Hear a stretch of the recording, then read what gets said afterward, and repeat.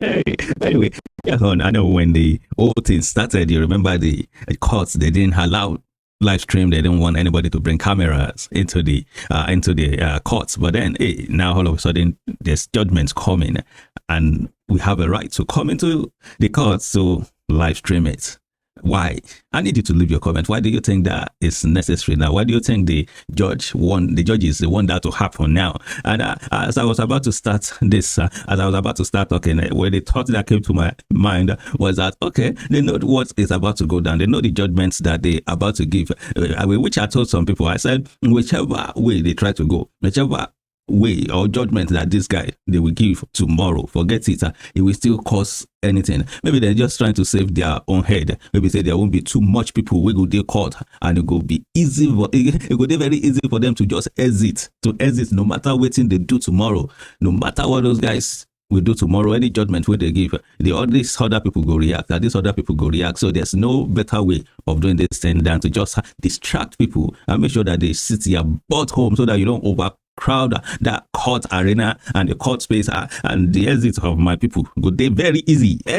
Who want make a head go off? Nobody. I beg. God, the judges, you are wise. I love your wisdom. Wise people. Anyway, well. Oh yeah. Let's look at it. Let's say it pans out Wednesday. Day has finally been decided. We all know what all the candidates brought forth. The case up for determination will be across 3 political parties, 8 p.m. They talked about the nomination of Kashim Shettima as the running mate to President Tinubu. Then we all know the case of Peter Obi, another extensive one that talked about the potpourri of issues. And Atiku Abubakar also talked about potpourri of issues about including the forfeiture, trying to seek the court's understanding as regards if somebody that has forfeited, in the case in America, about $460,000 USD, can run for presidency, and also everything that happened around the elections. Both candidates say they claim they are the winners of the elections. Let's see how the court. I don't want to go back into, because the court has reserved a date. The date is tomorrow. We're going to see a telecast. But I think in going forward, a couple of ideas I'd like to throw around. After we had the 2007 elections, which Omar Musa Yar'Adua, then president, said the elections that brought me were fraught with a lot of irregularities, and he did something about it, a set of the waste reports. There were many recommendations made. Part of the recommendation was, number one, that the president should not be the one to determine who will become INEC chief. I think we must look back at those recommendations if we want to truly deepen democracy. The INEC chief must not be from the president. We must be able to find a method where we get who is going to head INEC to be able to make it truly independent. And secondly, we must also conclude everything in our electoral litigation before swearing in. It has to be said. Because once swearing in is done, a lot of people argue that it's just sort of like a fait accompli.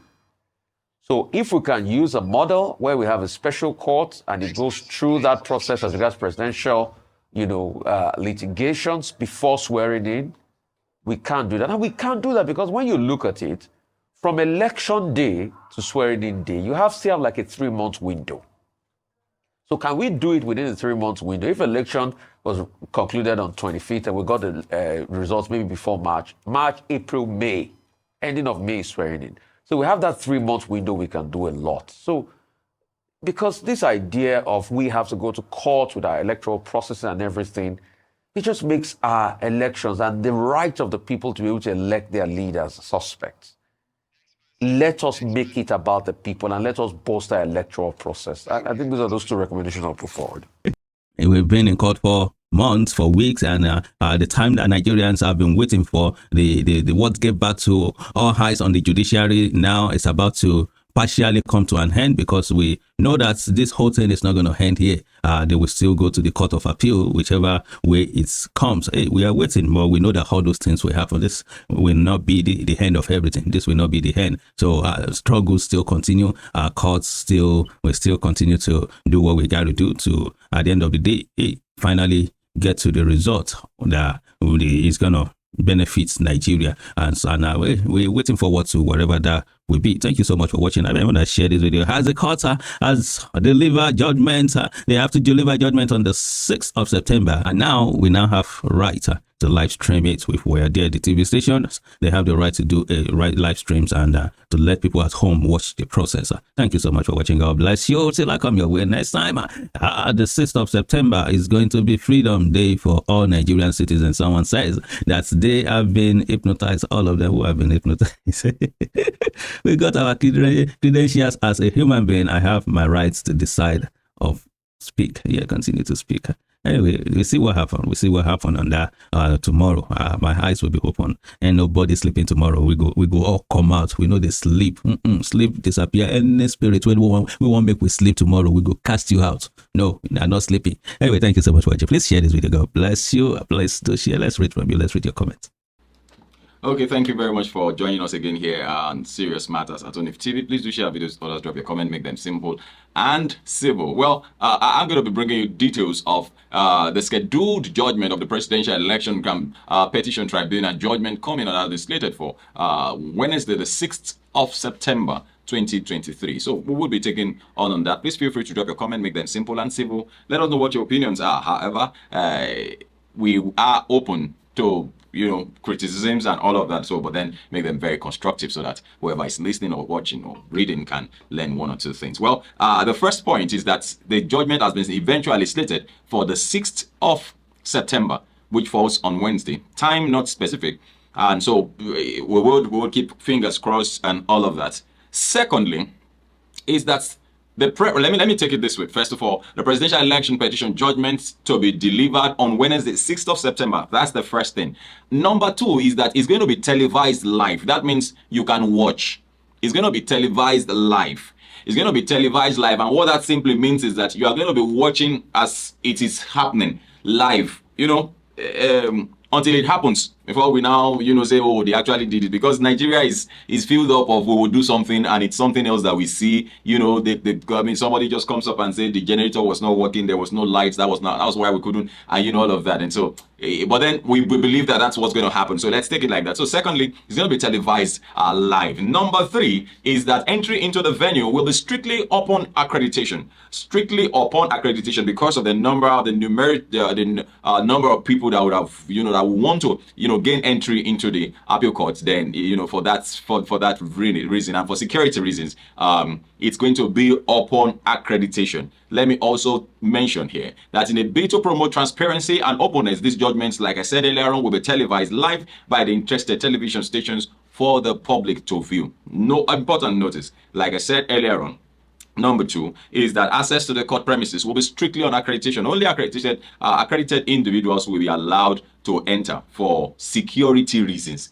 And so I think majorly people should watch all the way from home. So number one is that the judgment is going to be taking place on the 6th of September, which is on Wednesday. Number two is that it's going to be televised live. Number three is that entry into the venue is going to be strictly by accreditation. Number four is that President Bola Ahmed Tinubu has jetted out of the country to India, and so most likely will not be on ground in the country when that judgment will be taking place. And this, it gives me some goosebumps at this point, because some persons have even reacted to it like saying, oh, so it's probably a calculated, movement. But then even if that might not be true in its totality, because it might not be true in its totality because we were not the one who arranged for the meeting that he went for. So even though we are not actually represented there. I hope you know the the only African country there is South Africa, that is actually a part of that team. So, but then I think for the sake of growth and all of that, business investment and all of that for the country,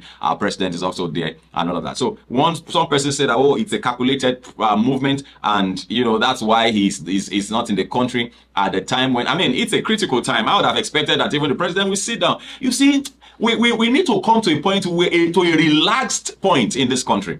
In Africa, we are too tensed. Our movement, everything about us is too tensed. Everything about us is too tense. It's too rigid.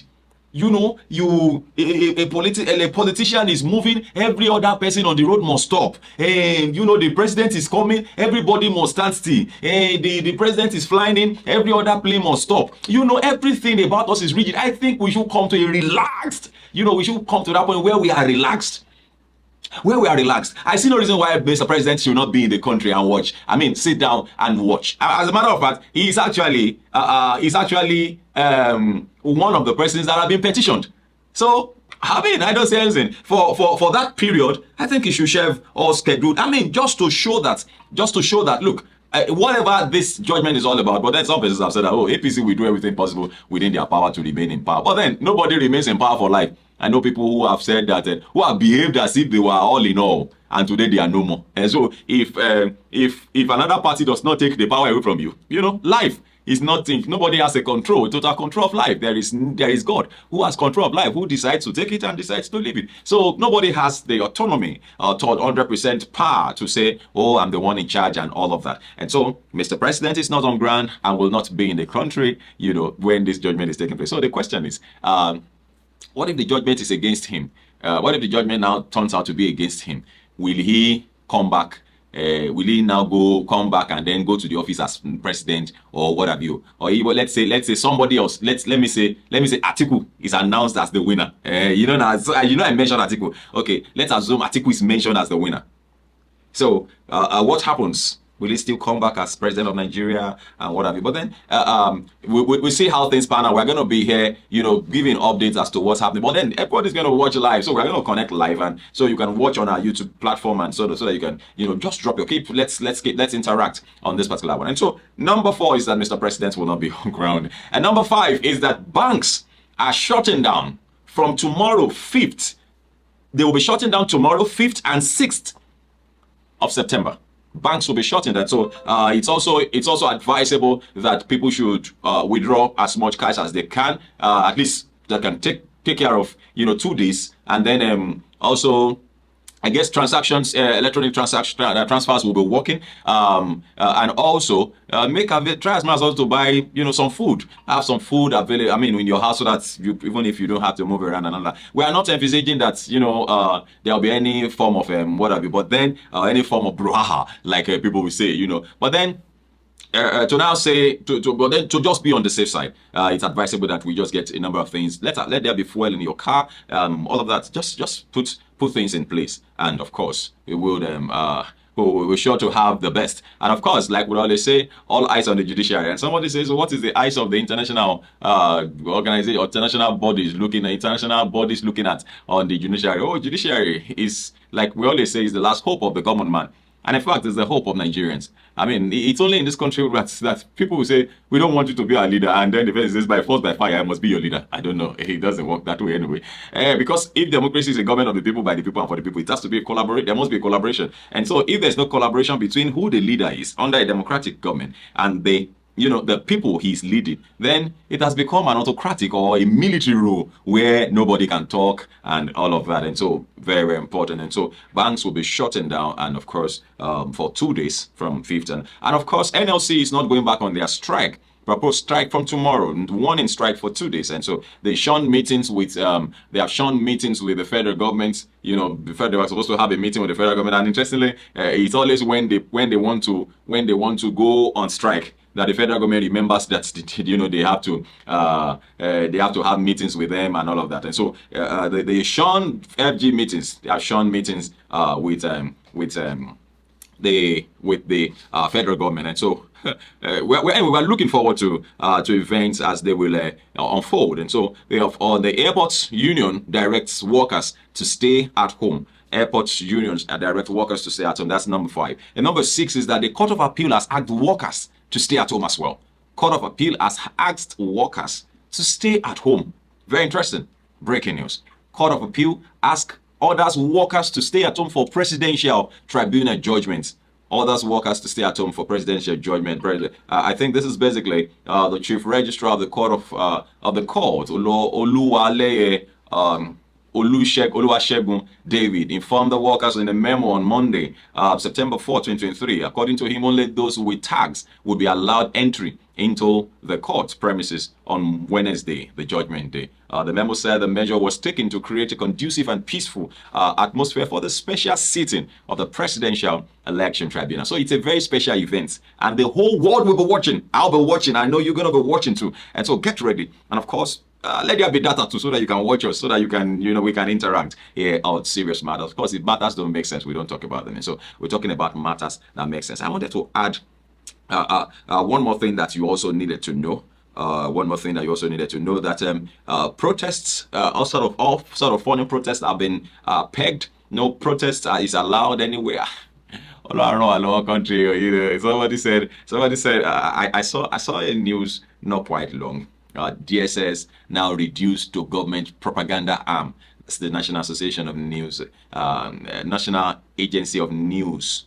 Films over clamp down on protests. Clamp down on protests by the DSS. The students' body gave the warning. Sorry, National Association of Nigeria Students. Sorry, I beg your pardon. National Association of Nigeria Students, I beg your pardon, as warned security agents against clamping down on Nigerians, especially students, for protesting against bad governance in the country. Well, I think the security agencies are just doing their job to see to it that there is harmony and peace in the land. So, but then I think it should just be done calmly and properly. The student body gave the warning in a statement in reaction to a statement released by Nigeria's Secret Police, the Department of State Services, DSS, claiming it had uncovered plans by unnamed people in the country to stage violent protests over sundry socioeconomic challenges in the country. Well, let's hope that things, all Nigerians are asking for is a better government. All Nigerians are asking for is good governance. That's all. All Nigerians are asking for it's good governance. Okay, so we'll continue with that. Let's draw the curtain here. Thank you very much for keeping pace with us here at ONIF TV. My name is Olukunle Abrahams, and this is Serious Matters.